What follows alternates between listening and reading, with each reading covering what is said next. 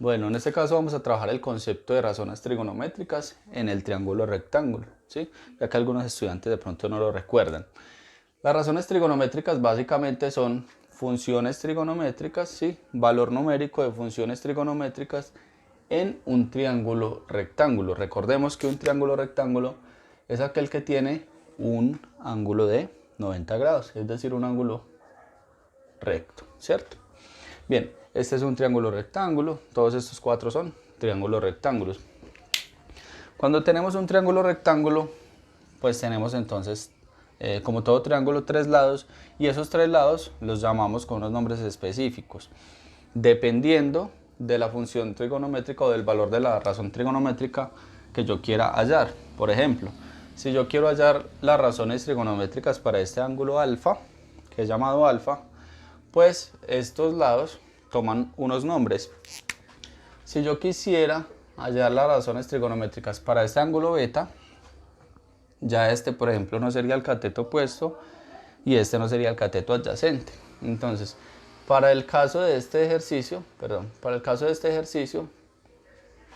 o de este ejemplo, vamos a calcular las razones trigonométricas para alfa. ¿Listo?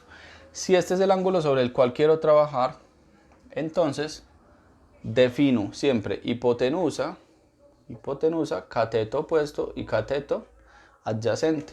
Eso generalmente lo tenemos que hacer nosotros dependiendo del ángulo que nos den. Si yo sé que me están pidiendo alfa, entonces ubico el ángulo y siempre voy a ubicar entonces el cateto opuesto, que es el que está al frente. Entonces, si este es el ángulo, ¿sí? Esa es la abertura, al frente tenemos que el cateto opuesto. Si este es el ángulo, al frente, cateto opuesto. El que está justo al lado es el cateto adyacente, que es el cateto vecino al ángulo.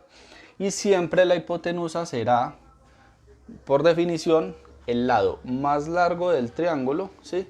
Que en muchas ocasiones lo podemos ubicar fácilmente, ¿sí? En este caso está ahí la hipotenusa, esta es la hipotenusa, esta es la hipotenusa, pero en algunos triángulos no es tan sencillo ubicarla, entonces también la podemos definir como el lado opuesto al ángulo ¿qué? Al ángulo recto. Si este es el ángulo recto, el lado opuesto siempre será la hipotenusa. Opuesto, este es el ángulo recto, entonces la hipotenusa en el ángulo opuesto. Bien, ya tenemos entonces definido cómo es que debemos ubicar cateto adyacente, cateto opuesto, cateto adyacente y la hipotenusa. Ahora, por definición, las razones trigonométricas siempre las vamos a calcular de la siguiente manera. Es muy importante que ustedes traten de grabarse esto, pero no de memoria, sino a través de la realización de diferentes ejercicios. Siempre el seno de un ángulo, en un triángulo rectángulo, será equivalente a cateto opuesto sobre hipotenusa. Ahora, si nos piden el coseno, entonces ya no será el cateto opuesto, será el cateto adyacente sobre la hipotenusa. Con respecto a la tangente es muy sencillo porque la tangente, recuerden bien que la tangente es igual a seno sobre coseno, ¿sí? Y si seno es cateto opuesto sobre hipotenusa y coseno es cateto adyacente sobre hipotenusa, pues por extremos y medios, este se multiplica con este y nos queda cateto opuesto por hipotenusa y abajo los medios, cateto adyacente por hipotenusa. Cancelo hipotenusa y nos queda entonces cateto opuesto sobre cateto adyacente. Esta es una forma de obtener el valor de la tangente, ¿cierto? Cateto opuesto sobre cateto adyacente, porque ya sabíamos que tangente siempre equivale a seno sobre coseno. Pero también se lo pueden, por decir algo, memorizar, siempre será cateto opuesto sobre cateto adyacente. Es decir, la tangente no tiene en cuenta el valor de la ¿qué? De la hipotenusa. Y con respecto a las tres razones trigonométricas restantes, que son cotangente, secante y cosecante, es súper sencillo porque se obtienen a partir de las tres principales. Yo aquí había dibujado una U, la voy a poner aquí a la derecha. Siempre que trabajamos con las 6 razones trigonométricas o con las tres principales, Conviene aprenderse estas tres de acá, ¿sí? Seno, coseno y tangente. Una vez nos aprendemos estas tres, es súper sencillo calcular estas, porque en el caso de cotangente, secante y cosecante, son el inverso multiplicativo de estas de la izquierda. Cotangente es el inverso multiplicativo de tangente, es decir, lo puedo expresar como 1 sobre tangente, es decir, invierto los términos, cateto adyacente sobre cateto opuesto. Ahora, secante del ángulo es el inverso de coseno del ángulo, ¿cierto? Y esto equivale a hipotenusa sobre cateto adyacente. Simplemente los invierto. Y cosecante es el inverso de seno, es decir, hipotenusa sobre cateto opuesto. ¿Por qué hago esta U? Porque me queda mucho más sencillo cotangente, secante y cosecante. Me queda mucho más sencillo saber cuál es el inverso si están al frente, ¿cierto? Entonces siempre yo las escribo en U, pero ya es cuestión pues de cada uno.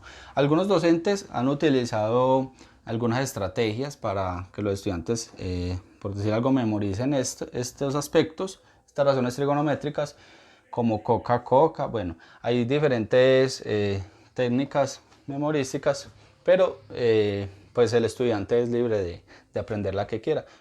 Lo importante es que se puedan resolver los ejercicios y que se entienda el concepto. Ahora, ¿para qué sirven estas razones trigonométricas?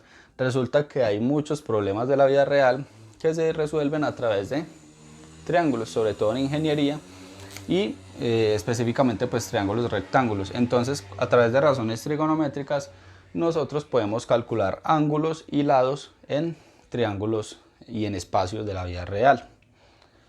Aquí había colocado unos ejemplos de triángulos rectángulos.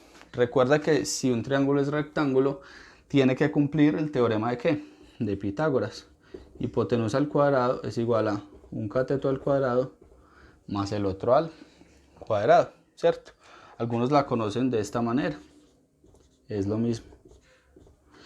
Verifiquen si quieren en sus casas que eso se cumple en estos dos triángulos, teniendo en cuenta que esta es la hipotenusa. Entonces quería calcular con ustedes cuál es el valor de las razones trigonométricas para este ángulo alfa. Fíjense que anteriormente el ángulo alfa lo teníamos aquí abajo, no importa dónde nos lo coloquen. Si este es alfa, entonces para ese triángulo vamos a calcular las razones trigonométricas aquí a la derecha. Seno del ángulo, coseno, tangente, cotangente, secante y cosecante. Nos queda entonces seno, sabemos que es cateto opuesto sobre hipotenusa. Como este es el ángulo, el opuesto es el que está al frente. Este va a ser el cateto opuesto. La hipotenusa es el lado opuesto al ángulo recto y este va a ser el cateto adyacente. Entonces seno, que es opuesto sobre hipotenusa, quedaría 4, que es el opuesto, sobre la hipotenusa, que es 5. Ahora, coseno del ángulo, cateto adyacente sobre hipotenusa. Entonces adyacente vale 3 y la hipotenusa 5. Por supuesto, estos valores ustedes los pueden ubicar como números decimales.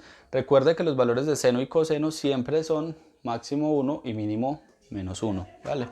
Ahora, con respecto a la tangente es cateto opuesto sobre cateto adyacente. Tenemos opuesto 4, adyacente 3, 4 ¿qué? 4 tercios. Fíjese que ya la tangente puede dar mayor que 1. No necesariamente siempre es mayor que 1, pero si el ángulo es mayor de 45 grados, es mayor que 1, ¿sí? Perdón, la tangente de 45 grados es 1 y ese es el punto de inflexión. Bien, y cotangente, secante y cosecante pues lo dejo para que ustedes lo realicen en casa. Ya saben cómo lo calculan. Es el inverso de estas tres. Y este también queda como tarea para la casa, si lo quieren hacer, si de pronto quieren afianzar los conceptos, para que calculen las razones trigonométricas